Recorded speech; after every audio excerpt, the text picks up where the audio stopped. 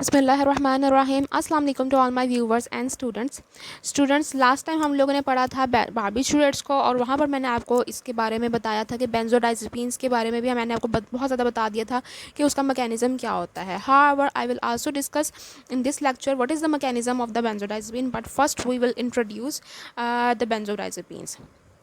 सो benzodiazepines अब largely replaced कर चुके हैं बारबिचुरेट्स को एंड मेप्रोबामेट को in the treatment of the anxiety and insomnia. Meprobamate जो है वो भी इसी तरह के जो है एक ड्रग है जो कि ट्रीटमेंट में यूज़ होता है एंजाइटी और इंसोमनिया के। इंसोमनिया ये होता है कि आपको नींद ना आए, और एंजाइटी ये होता है कि आपको टेंशन वगैरह परेशानी वगैरह है। अच्छा, बेंजोडाइज़ेपिन जो मैंने आपको बारबिचुरेट्स पढ़ाया था तभी मैंने आपको बताया था इनका डिफरेंस जो एंग्जाइटिक हैं वो ये है कि आपके पास जो एंजाइटी को रिड्यूस करते हैं और सिडेटिव एक्शन परफॉर्म करते हैं, यानी कि सिडेशन कॉज करवा देते हैं। थोड़ा बहुत आप सिडेटिव हो जाता है, मतलब आपका जो कामनेस इंड्यूस हो जाना और आपका कोग्निटिव फंक्शन थोड़े बहुत इम्पेयर हो जाते हैं। जो आपके पास हिप्नोटिक इफेक्ट है, हिप्नोसिस क्या होता है? हिप्नोसिस ये होता है कि आपको नींद आना शुरू हो जाती है, आपको जो नींद का इफेक्ट है या जो आप स्लीपी फील करते हो, ठीक है ना। सो जो लोग जिनको प्रॉब्लम होती है कि इनको नींद नहीं आती या किसी तकलीफ़ की वजह से या किसी ड्रग्स की ऐसी वजह से, जो लोग बीमारियों में डिफरेंट बीमारियों में मुब्तला होते हैं, जैसे दिल की बीमारियों में या किसी भी दूसरी बीमारी में, जो या कोई भी उनको कोई दिमागी मसला होता है, तो वो ये ड्रग्स लेते हैं, बारबिचुरेट्स या बेंजोडाइज़ेपिन। अब तो बेंजोडाइज़ेपिन ज़्यादा लिया जाता है क्योंकि वो बारबिचुरेट्स को रिप्लेस कर चुके हैं। क्यों रिप्लेस कर चुके हैं, क्या प्रॉब्लम्स थी बारबिचुरेट्स में, उसके लिए फिर आपको बारबिचुरेट्स का लेक्चर देना पड़ेगा क्योंकि उसमें मैंने आपको डिटेल से इसके एडवर्स इफेक्ट्स बताए हैं। अब हम पढ़ने जा रहे हैं बेंजोडाइज़ेपिन्स के बारे में। सबसे पहले मैंने आपको बताया कि ये रिप्लेस कर चुके हैं इन दोनों को, तो यानी कि ये कुछ अच्छे ड्रग्स हैं। गाबा न्यूरोट्रांसमीटर जो है ये एक नेचुरली अक्यूरिंग जो आपके पास न्यूरोट्रांसमीटर होता है, ठीक है ना। ये काल्मिंग इफेक्ट इंड्यूस करता है। किस तरह से काल्मिंग इफेक्ट इंड्यूस करवाता है कि ये जो है जब अपने रिसेप्टर के साथ बाइंड होता है तो क्लोराइड चैनल ओपन हो जाते हैं, ठीक है। सिंपली सी बात, अभी आप लोगों ने ये याद रखनी है। लेकिन ये क्या किस तरह से काम करते हैं वो मैं आपको सारा कुछ बताती हूँ, अभी उसका डायग्रामेटिकली मैं आपको बताती हूँ। पहले हम ये देख लेते हैं कि ऑल दो कि ये एंजाइटी और इंसोमनिया में ये यूज़ तो होते हैं, लेकिन ये ड्रग ऑफ चॉइस नहीं है। एंजाइटी के लिए जो ड्रग ऑफ चॉइस है वो सिलेक्टिव सेरोटोनिन रीअपटेक इनहिबिटर्स हैं, क्योंकि इनमें एंग्जाइटिक इफेक्ट है, और क्योंकि ये एंटी डिप्रेसेंट्स है ना, तो एंटी डिप्रेसेंट्स है कि यानी कि डिप्रेशन को कम करते हैं, और एंजाइटी और डिप्रेशन ऑब्वियसली आपस में रिलेटेड होते हैं। सो सिलेक्टिव सेरोटोनिन रीअपटेक इनहिबिटर्स जो हैं वो यहाँ पर एंग्जाइटी के तौर पर प्रेफर किए जाते हैं। और अगर किसी को नींद नहीं आ रही तो नॉन बेंजोडाइज़ेपिन के जो ड्रग्स हैं, और उनमें कौन कौन से आते हैं वो मैं आपको बताती हूँ। अभी नॉन बेंजोडाइज़ेपिन में कौन कौन से ड्रग्स हैं उनको भी हमारे में हम लोग डिस्कस करेंगे, लेकिन फिलहाल मैं आपको इतना बता दूं कि नॉन बेंजोडाइज़ेपिन है वो ज़्यादा प्रेफर किए जाते हैं, या एंटी हिस्टामाइन, क्योंकि एंटी हिस्टामाइन का भी मैंने आपको बताया है कि जो एंटी हिस्टामाइन है वो आपको उससे भी क्या होती है, नींद आती है। अक्सर आप लोगों ने पढ़ा होगा ना, कफ सिरप पे अक्सर लिखा होता है कि आपने ड्राइव नहीं करना ये पीकर। क्यों? क्योंकि उसमें एंटी हिस्टामाइन मौजूद होता है और एंटी हिस्टामाइन से आपको नींद आती है, ठीक है। अब मैं आपको ये बता दूं कि ये किस तरह से इसका मैकेनिज़्म है। मैकेनिज़्म की तरफ के लिए पहले मैं आपको डायग्रामेटिकली समझाती हूँ क्योंकि उससे ज़्यादा बच्चों को अच्छी तरह समझ आ जाती है। दिस इज़ द रिसेप्टर, ठीक है। अच्छा, ये जो गाबा रिसेप्टर है इसके आपको मैंने बताया कि इसके जो हैं वो 5 सब यूनिट्स होते हैं। 5 सब यूनिट्स कैसे कि 2 अल्फ़ा 2 बीटा और 1 गैमा, ठीक है ना। ये 5 सब यूनिट्स हैं। अब अल्फ़ा की भी आपके पास अल्फ़ा 1 अल्फ़ा 2 होता है, ठीक है। अब बेंजोडाइज़ेपिन सबसे पहले हम देखते हैं गाबा जब एक्ट करते हैं अपने रिसेप्टर पर अटैच होते हैं तो ये क्या काम करते हैं, ये क्लोराइड चैनल की ओपनिंग करवाते हैं, ठीक है। क्लोराइड चैनल अंदर मूव करता है। जब क्लोराइड चैनल सेल के अंदर मूव करता है नॉर्मली तो ये थोड़ी देर बाद क्लोज हो जाते हैं, लेकिन जब ये बेंजोडाइज़ेपिन या बारबिचुरेट्स आके अटैच होते हैं तो ये चैनल ओपन ही रहता है, ठीक है। जिसकी वजह से क्लोराइड आयन कॉन्टीन्यूसली आते रहते हैं, सेल के अंदर आते जाते हैं, और आते जाते हैं जब नेगेटिव आयंस जो हैं वो सेल के अंदर आते जाएंगे तो हाइपर पोलराइजेशन हो जाती है, और जब हाइपर पोलराइजेशन हो तो नई इम्पल्स जनरेट नहीं होती। यानी कि क्या होता है कि आप तो एक तरह से इलेक्ट्रिसिटी शट डाउन हो जाता है, ठीक है ना। इम्पल्स एक तरह से इलेक्ट्रिसिटी का काम दे रही होती है, और जब आपके पास पावर नहीं होगी, एनर्जी नहीं होगी, इम्पल्स नहीं होगी, तो वो सेल काम नहीं करेगा, जिसकी वजह से सेडेटिव और हिप्नोटिक इफेक्ट जो है वो इंड्यूस होगा। So I hope it is clear to you now. अगर आपके पास बेंजोडाइज़ेपिन का कोई भी ड्रग अल्फ़ा 1 के साथ अटैच हो रहा है तो वो बेंजोडाइज़ेपिन 1 के लाएगा, और अगर वो 2 के साथ अटैच हो रहा है तो वो 2 के लाएगा। जो बेंजोडाइज़ेपिन की बाइंडिंग साइट है वो अल्फ़ा और गैमा सब यूनिट इनके जो इंटरफेसेस हैं इनके दरमियान है, ठीक है। और जो आप लोग देख सकते हैं गाबा की अल्फ़ा और बीटा के दरमियान है, ठीक है। और उसके बाद आ जाती है यहाँ पर बारबिचुरेट्स की जो बाइंडिंग साइट है वो इस पॉइंट पर होती है, ठीक है। तो बारबिचुरेट्स की भी हमने देख ली, बेंजोडाइज़ेपिन की भी देख ली, गाबा की भी देख ली। इनमें आप लोगों ने बात जो याद रखनी है वो ये है कि इन तीनों की डिफरेंट बाइंडिंग साइट्स हैं। कोई भी ऐसा नहीं है कि मतलब वो जो साइट पे एंटागोनिज्म कॉज करे, ऐसा नहीं है। बेंजोडाइजेपिन्स आ रहे हैं वो अपनी जगह अटैच होंगे, गाबा आ रहा है वो अपनी जगह अटैच होगा, ठीक है। और तीनों ही क्लोराइड चैनल की ओपनिंग को कॉज करवाते हैं। ठीक हो गया, हमारे पास ये बात क्लियर हुई। उसके बाद आ जाती है, जब मैंने आपको बताया कि जब हाइपर पोलराइजेशन है, influx of the chloride ion, तो वो हाइपर पोलराइजेशन हो जाएगी, जिसकी वजह से न्यूरो ट्रांसमिशन नहीं होगी by inhibiting the formation of the action potential. Action potential यानी कि नई इम्पल्स नहीं फॉर्म होगी। ठीक हो गया। इसके अलावा जब बेंजोडाइजेपिन अपने जगह पे मैंने बताया ये अल्फ़ा 1 या अल्फ़ा 2 वाली बात लिखी हुई है। इसके अलावा जब बेंजोडाइजेपिन अटैच होते हैं तो ये अफिनिटी बढ़ा देते हैं। गाबा की भी, जो गाबा एक नेचुरल न्यूरोट्रांसमीटर है ना, उसकी भी अफिनिटी बढ़ा देते हैं उसके बाइंडिंग साइड से।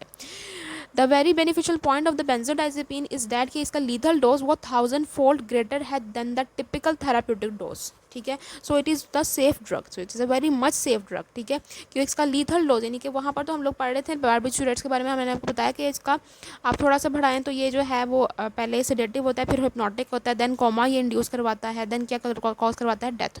और रिस्पिरेटरी डिप्रेशन भी इसका एक साइड इफेक्ट है। लेकिन यहाँ पर क्या है, यहाँ पर ये मसला इतना ज़्यादा नहीं है, ऑल्दो इसके भी एडवर्स इफेक्ट्स हैं, लेकिन इसका लीथल डोज की अगर हम लोग बात करें तो वो इतना ज़्यादा लीथल नहीं है ये।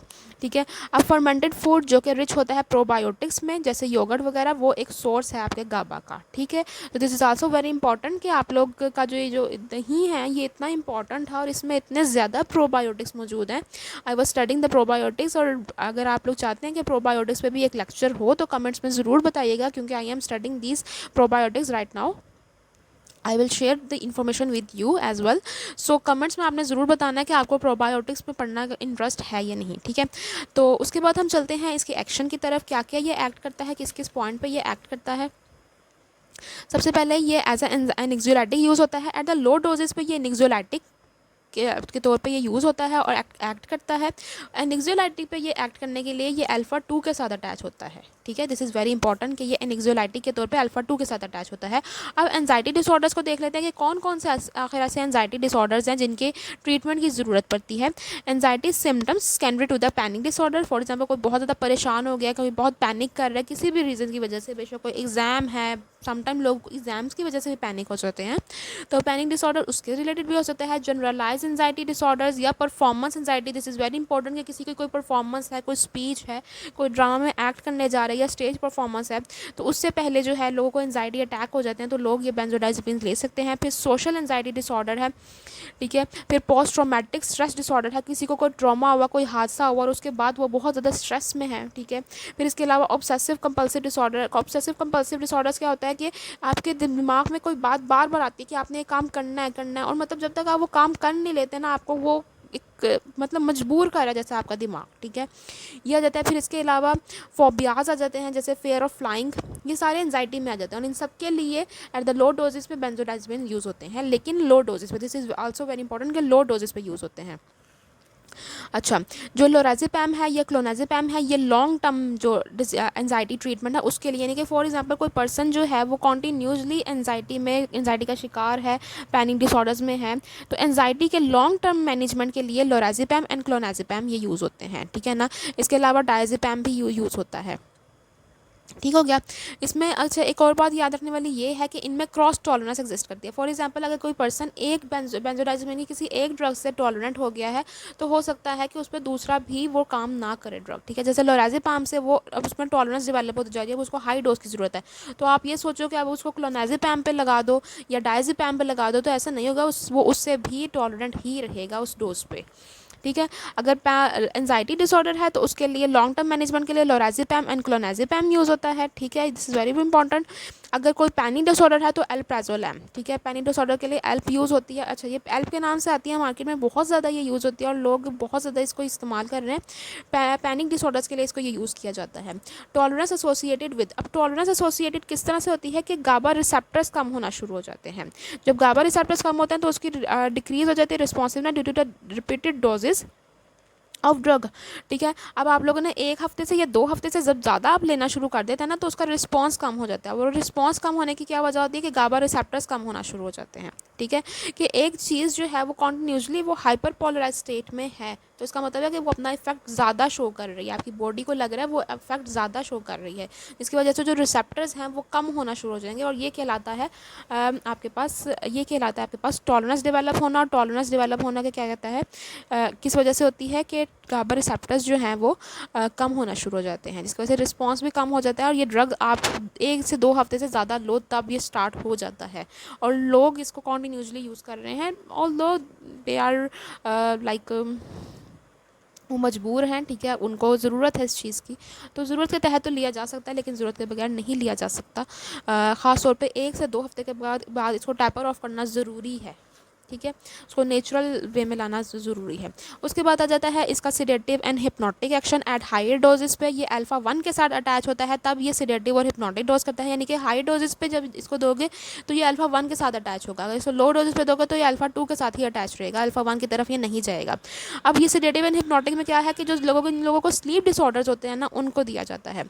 अब ये किस तरह से स्लीप डिसऑर्डर्स को ट्रीट करता है, ये डिक्रीज़ करता है लेटेंसी टू स्लीप ऑनसेट। अब ये लेटेंसी टू स्लीप ऑनसेट क्या है, जब आप सोने के लिए लेटते हैं उस टाइम से लेकर जिस टाइम तक आप सो जाते हैं, वो ऑब्वियसली वो थोड़ा सा कॉन्शियस स्टेट होती है। फॉर एग्जांपल एक बंदा 9 बजे लेटता है और उसको 10 बजे जाके नींद आती है, तो ये जो बेंजोडाइज़ेपिन्स है ये इस 1 घंटे की ड्यूरेशन को कम करके आधे घंटे या 15 मिनट पे लेकर आएंगे, ठीक है। आप लेटोगे और विदिन 15 मिनट्स या 10 मिनट्स आप सो जाओगे, ठीक है। तो ये होता है कि ये डिक्रीज़ करता है latency to sleep onset.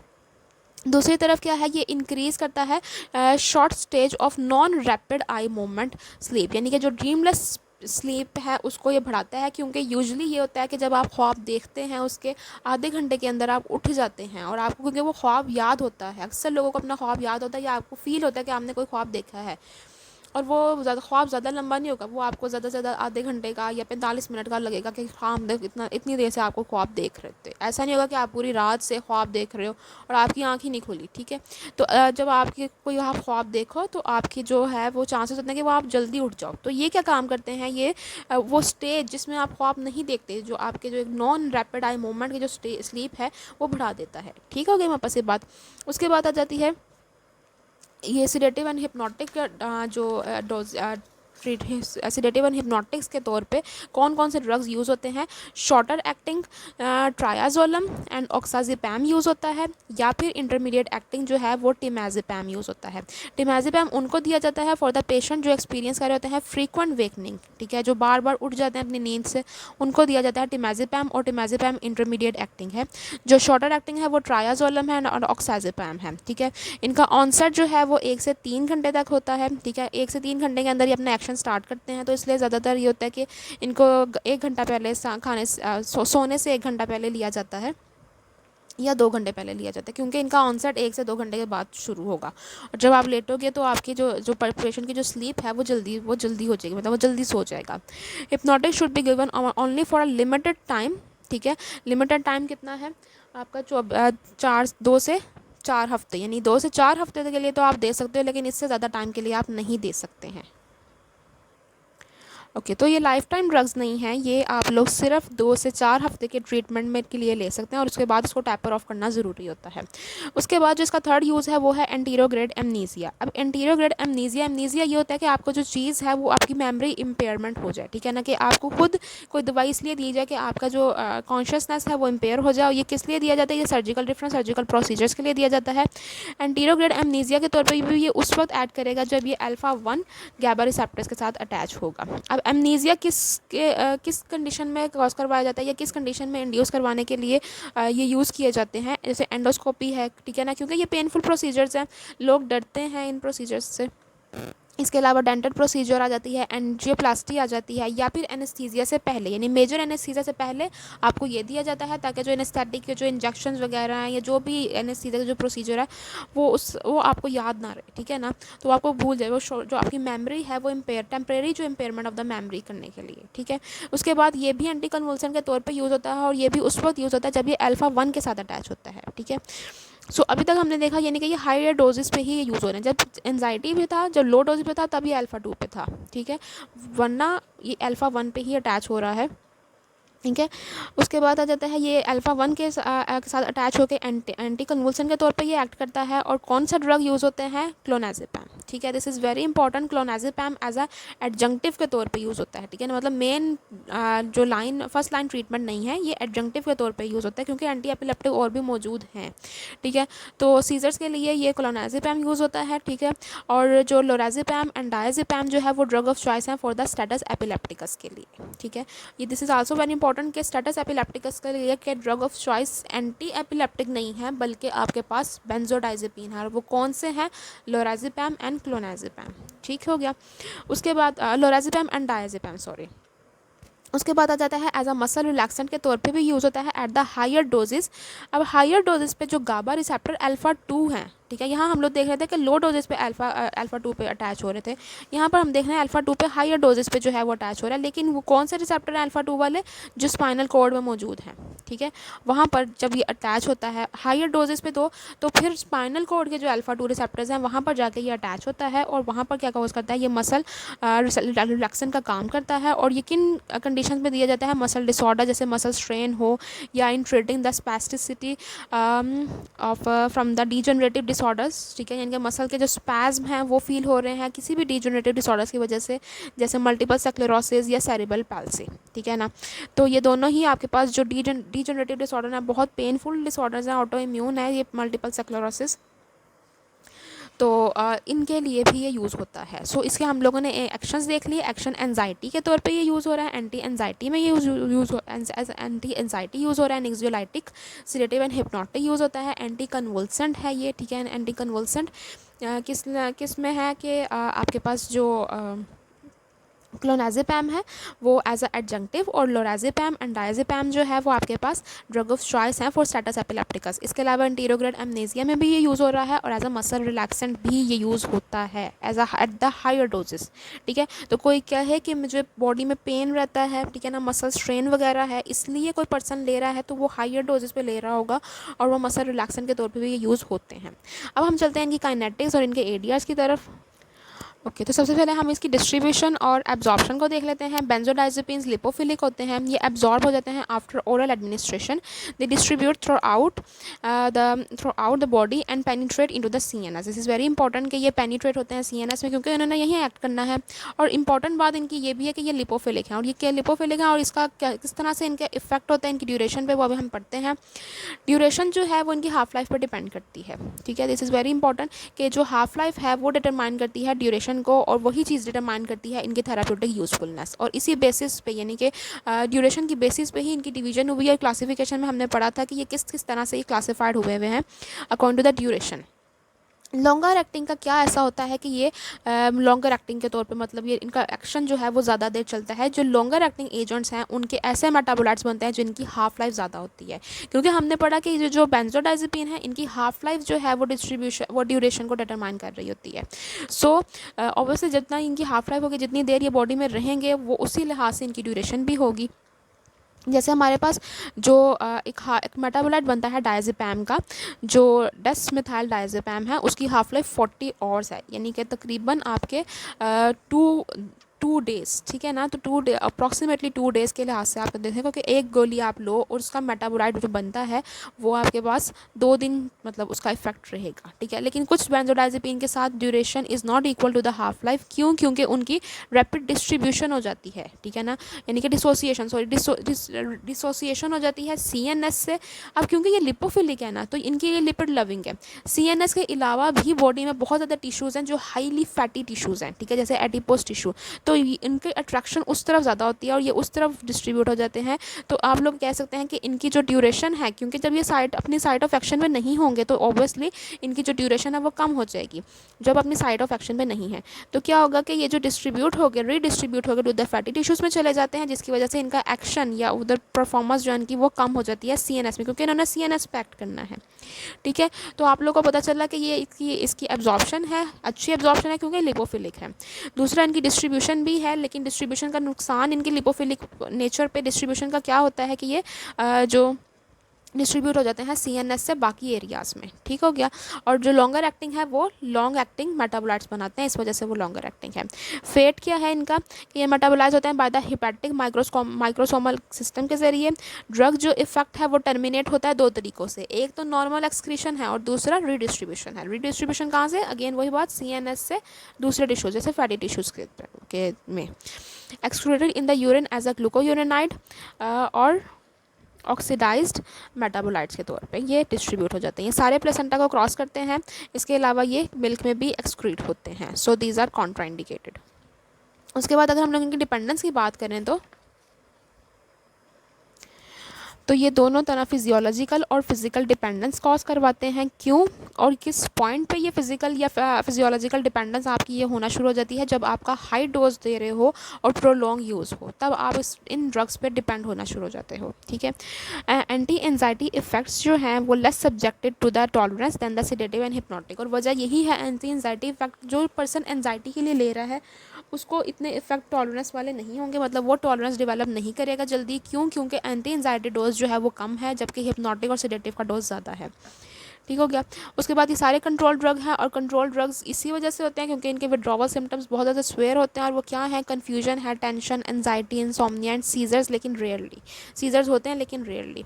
Benzodiazepine with the short half life are more potent, benzodiazepine with the short half life, और साथ में अगर वो ज़्यादा पोटेंट भी हैं, यानी कि एक तो उनकी हाफ लाइफ छोटी है, दूसरा वो पोटेंट ज़्यादा, यानी कि थोड़ी सी क्वांटिटी भी बहुत ज़्यादा असर शो कर रही है, तो उनके जो है वो जो विड्रॉवल सिम्टम्स हैं वो ज़्यादा होते हैं। जैसे ट्रायाजोलम, ठीक है ना, ट्रायाजोलम के जो है सिम्टम जो विड्रॉवल सिम्टम्स हैं वो बहुत ज़्यादा स्वेयर होंगे, क्योंकि ये शॉर्ट हाफ लाइफ है ना, जल्दी बॉडी से निकल जाएगा, तो ज़्यादा इफेक्ट जो है इसका विड्रॉवल का जो सिम्टम्स हैं वो ज़्यादा स्वेयर होंगे। जबकि आपके पास जो लेस पोटेंट हैं या जो स्लोली एलिमिनेट होते हैं बॉडी से, क्योंकि वो ज़्यादा देर बॉडी में रहेंगे, तो उनका जो आप जब डिसकंटिन्यू भी कर दोगे तब भी वो अपना थोड़ा बहुत इफेक्ट जो है, यानी आपने मेडिसिन लेना छोड़ दी लेकिन वो बॉडी में आपके मौजूद हैं, उसका जो पिछले वाला जो रिमेनेंट है बॉडी में उसके मौजूद हैं, या उसके मेटाबोलाइट्स बॉडी में मौजूद हैं, तो वो अपना काम करते रहेंगे और आहिस्ता आहिस्ता आपको इफेक्ट यही लगेगा कि जैसे वो ड्रग काम कर रहा है। जैसे फ्लोराजेपैम जो है वो इस तरह करता है, कंटिन्यू टू इम्प्रूव स्लीप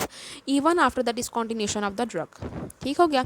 उसके बाद आ जाते हैं इनके ADRs, एडवर्स ड्रग रिएक्शंस, इनके क्या क्या होते हैं। ड्राउजीनेस एंड कन्फ्यूजन फील होती है, मोस्ट कॉमन, क्योंकि इनका काम ही यही है ना, थोड़ा बहुत आपको सिडेशन कॉज करवाना, आपको हिप्नोसिस कॉज करवाना, तो ऑब्वियसली इनका ADRs में यही आता है कि ड्राउजीनेस एंड कन्फ्यूजन होती है।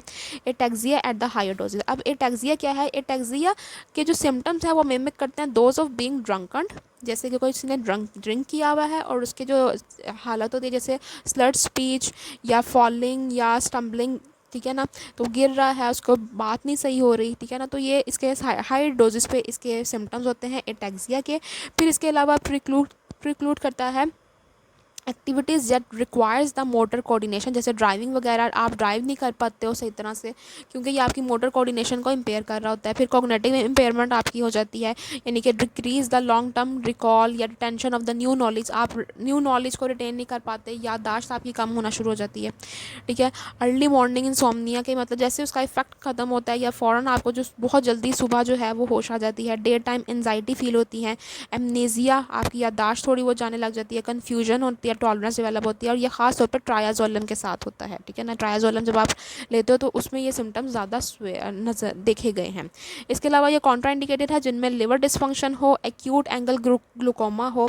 इसके अलावा वो कोई और दूसरे CNS डिप्रेशन ले रहा है, जैसे अल्कोहल या कोई भी दूसरे CNS डिप्रेशन ले रहा है, क्योंकि उसका साइनर्जिस्टिक इफेक्ट होगा, ये भी CNS डिप्रेशन है, साथ में कोई वो अल्कोहल भी ले रहा है या कोई दूसरा CNS डिप्रेशन ले रहा है, तो वो इफेक्ट जो है वो बढ़ जाएगा।